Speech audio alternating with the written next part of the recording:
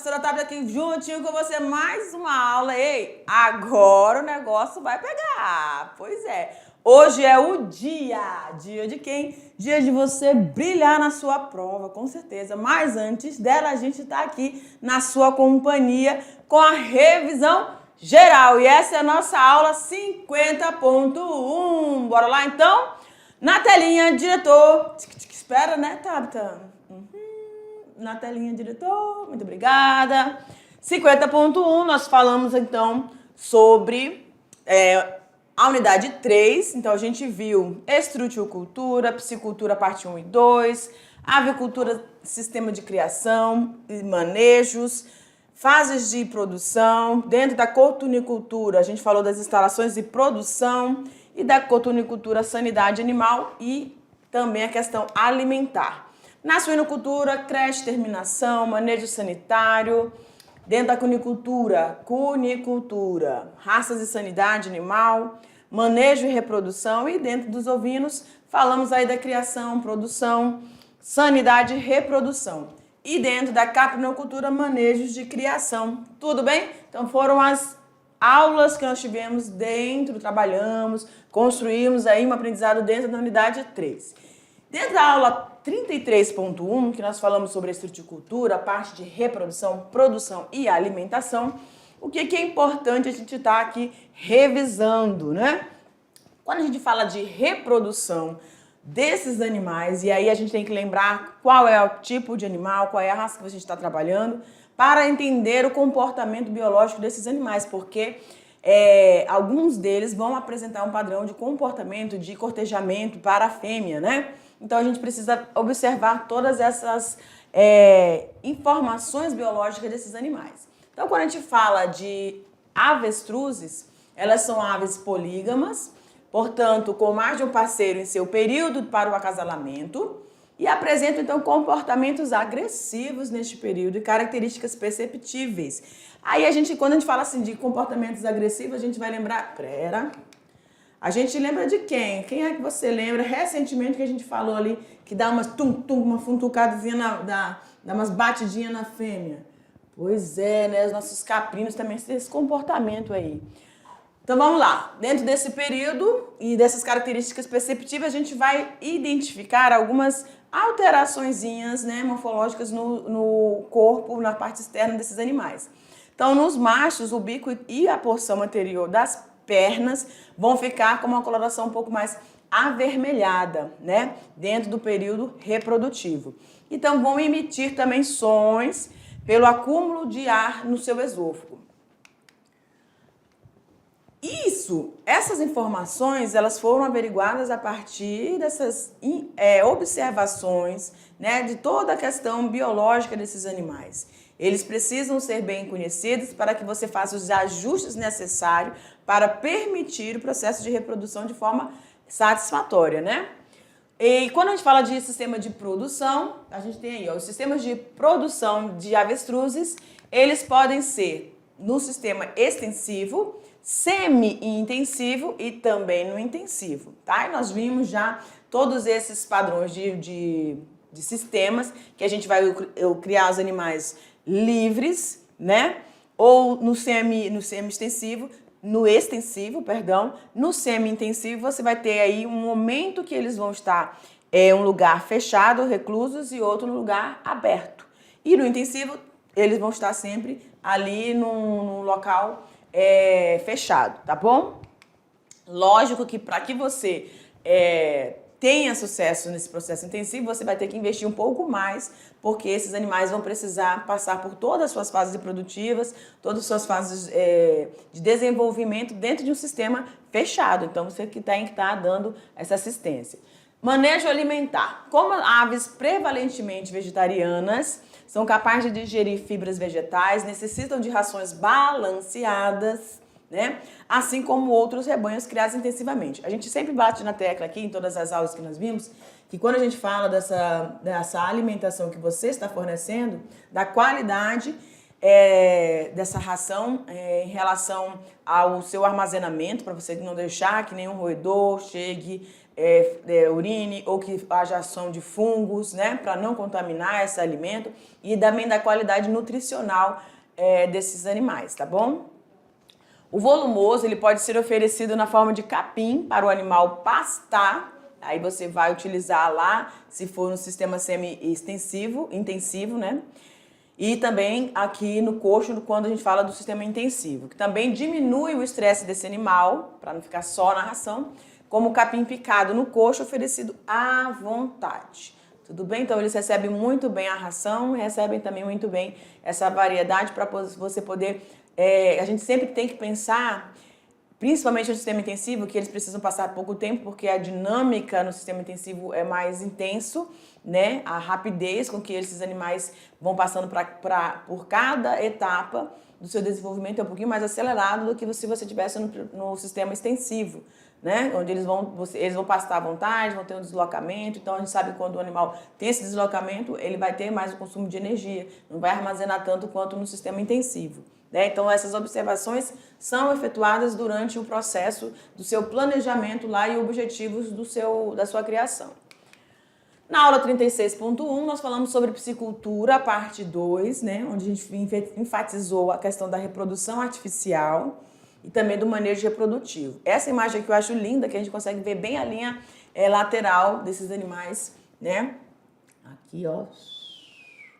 Que é o sistema sensorial desses animais, onde eles conseguem identificar a aproximação de algum obstáculo e também a aproximação de possíveis predadores, né? Então, ele consegue perceber o ambiente através disso.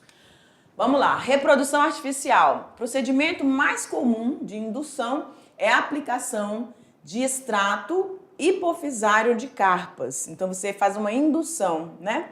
Aí as fêmeas vão receber aí duas injeções desse hormônio em intervalo de 8 a 10 horas, nessas doses, respectivamente, de 0,5, ou seja, no primeiro horário, e 5 miligramas por quilo da fêmea, tá?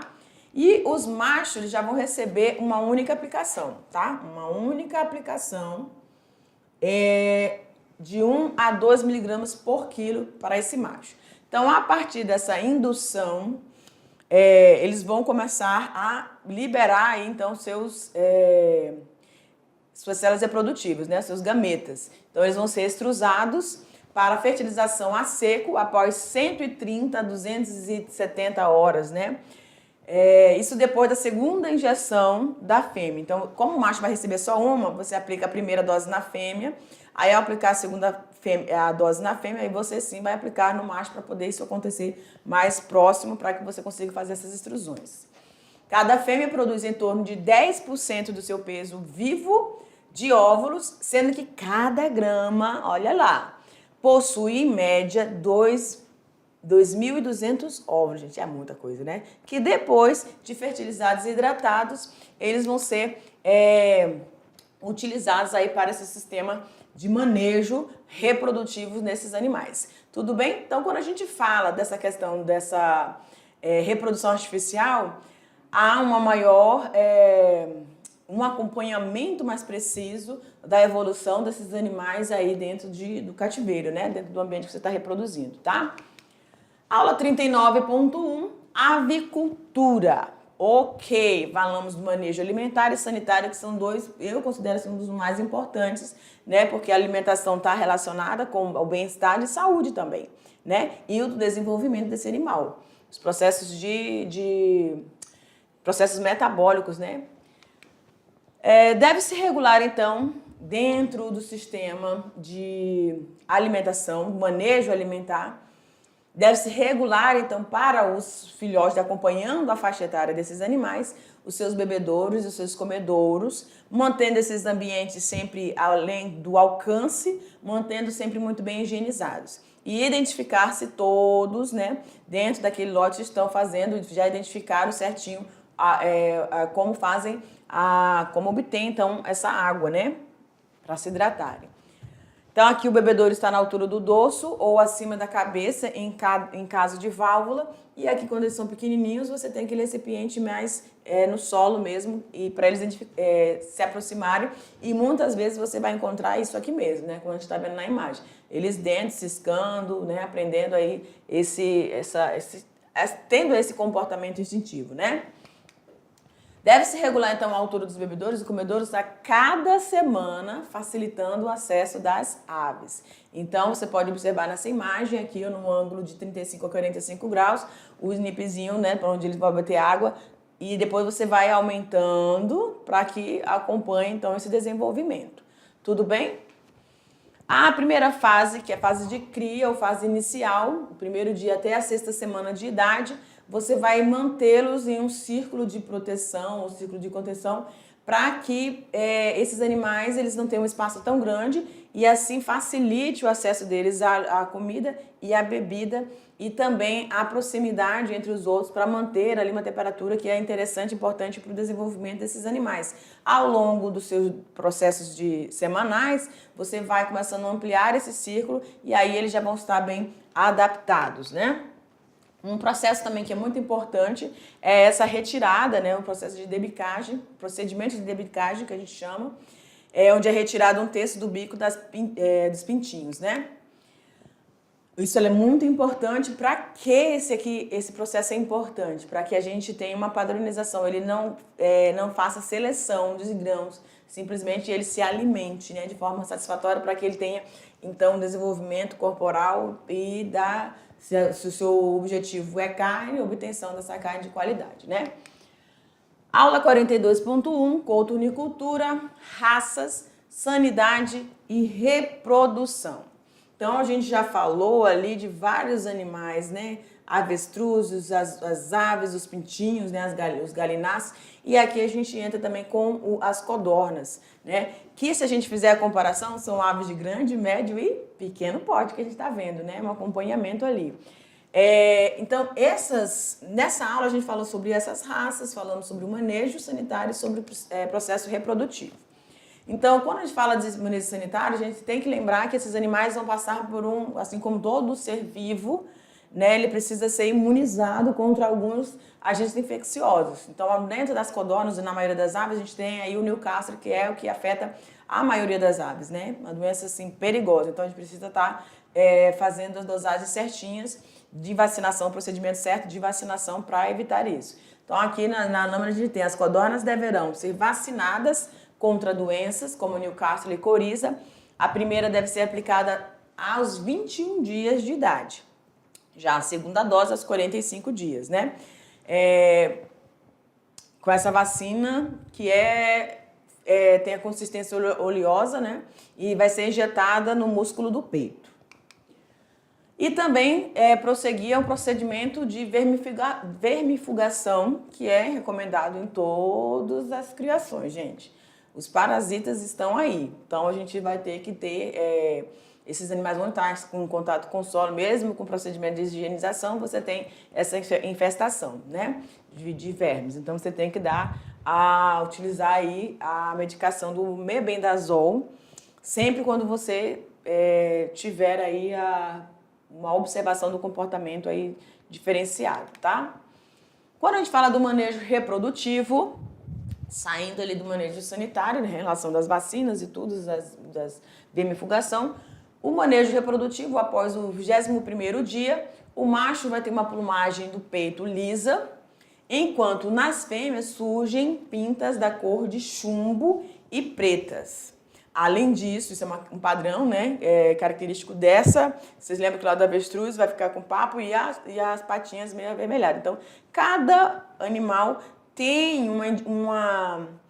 pode apresentar uma característica diferenciada nesse período reprodutivo. Às vezes, não anatomicamente falando, né, observável, mas o comportamento, né, como a gente tem lá nos caprinos. Além disso, quando adulto, o macho chega a pesar aí 70 a 100 gramas, né? As fêmeas de 70 a 80 gramas. Tão pequenininhos, né? O acasalamento ele pode ocorrer durante o ano inteiro e se dá na proporção de um macho para 5 fêmeas. Então, para você iniciar a sua produção, isso aqui é o suficiente, né? O macho deve ficar 12 horas com a fêmea, olha, bastante tempo. Depois, ele é isolado 24 horas para, em seguida, se acasalar com outras fêmeas. Então, ele tem aí muito trabalho, né? Fica 12 horas ali com uma fêmea, e aí ele vai ter que fazer esse procedimento com as fêmeas todas. Então, é um trabalhadozinho pro bichinho, né? Vamos lá, aula 43.1, suinocultura. Dentro da suinocultura, a gente falou sobre creche. Eita! Falamos sobre creche, desmame e terminação. Nessa fase, a gente falou que vai do 21º ao 28º dia, essa transição do ambiente onde estava com a mãe para a creche. Você precisa fazer esse procedimento para que você otimize, né, a questão da quantidade de leitões de matrizes e por ano, né? Leitões e matrizes por ano. Então, quando você retira os leitões da mãe, desmama eles, a fêmea de 4 a 7 dias, ela vai começar a iniciar um novo ciclo de cio, e aí você consegue reorganizar essa padronização do ciclo reprodutivo, tá? O trato reprodutivo da fêmea, que já está pronto, então, para outra gestação, é o pico de produção de leite, maior aproveitamento dessas instalações, porque você consegue fazer esse acompanhamento de forma mais rápida, né? E secreções de enzimas por cada leitões. O importante na creche é manter a temperatura, ou o controle dessa temperatura, porque esse é um ambiente que você está manipulando, né? Equalização dos lotes, então você vai adequar o tamanho, o peso para cada lote entre esses indivíduos. Monitoramento dos animais nesses primeiros dias para ver o comportamento, como é que eles estão reagindo dentro dessa creche. E em caso de surto, você identificou que há surto de diarreia, você vai suspender a ração por um determinado período. Falamos também da questão dos alojamentos, né, que é muito importante. Essa temperatura ela vai se normalizando ou recebendo um padrão de acordo com o ambiente que ele está. Então, ela vai de maior para menor em cada um desses ambientes. Então, na terminação, a temperatura aí vai ficar de 16 a 18 graus, tá bom? Dentro desse sistema, alimento, comedouro, bebedouro adequado e o local onde esses animais vão estar defecando, né? Tem sempre tudo muito bem higienizado. Na aula 45, sobre a cunicultura, a gente falou sobre as raças, manejo nutricional e manejo sanitário. O que é importante aqui é observar, né, que até a segunda semana de vida, aos 14 dias, os coelhos se alimentam, então, exclusivamente de quê? Leite materno. Já na segunda semana, eles vão começar a ingestão de alimentos mais sólidos, né? Então, é necessário que sejam utilizados 2 tipos de rações, sendo que para reprodutores e outra para engorda, né? Então, são 2 procedimentos distintos. Essa exigência se faz necessária devido a quê? A necessidade nutricional dos animais, que é diferente de acordo com a fase. Então, fase de reprodução e fase de engorda ali para o abate, né? Algumas recomendações são as valas, que devem ter drenagem eficiente. No verão, fazer a remoção das fezes, quando o cheiro de amônio vai ficar muito acentuado. Observar a correta densidade desses animais, né? Separar animais por faixa etária, reprodução, recria e engorda. E estar atento aos níveis nutricionais adequados e evitar mudanças bruscas na alimentação. Então, tem que ser um procedimento de forma gradativa, tá? E evitar, então, executar a desinfecção periódica dessa granja. Dentro da aula 48, ovinocultura, manejo alimentar, manejo sanitário, manejo reprodutivo. A gente falou aí da importância dos volumosos, né, para a alimentação desses animais, que vai acompanhando o seu desenvolvimento e sempre tudo com muita qualidade, tá? Não esquecendo da localização dos bebedouros, né, na parte interna, dos bebedouros e comedouros na parte interna, sendo bem higienizados, né? O que você precisa observar em relação ao manejo sanitário, a presença de tosse, escorrimentos, presença do movimento da cabeça com as orelhinhas caídas, que pode ser um sinal de presença de larvas, né, de moscas. Olhos secos, geralmente identifica o estágio febril. Olhos afundados e vítreos, que podem apontar para uma enfermidade grave, e a queda da lã também. E a atenção para o sistema reprodutivo, que é aquele comportamento instintivo quando você está falando da reprodução natural, né? Dentro da caprinocultura, raças, doenças e manejo reprodutivo, a gente falou ali das doenças que afetam, né, mal do caroço, boqueira, frieira, bicheiras, verminoses, que podem estar afetando não só os caprinos, como também os ovinos, né? E falamos aí dessa ciclagem o ciclo parasitário de alguns eumintos, né, para os caprinos. Dentro do comportamento de cio dos caprinos, a gente tem aí a inquietação, uma vocalização, uma micção frequente, batem lateralmente a cauda, podem apresentar um comportamento homossexual devido ao consumo alimentar. A vulva vai aumentar, como todos os animais, eles vão ter esse aumento, né, do volume de sanguíneo, forte comportamento de ir atrás do macho, permanecendo junto a ele, tá? É isso aí, galera. Agora você vai ficar aí com o seu professor presencial. Você vai receber a prova e a gente deseja a você uma excelente prova, tá bom? Estamos juntos.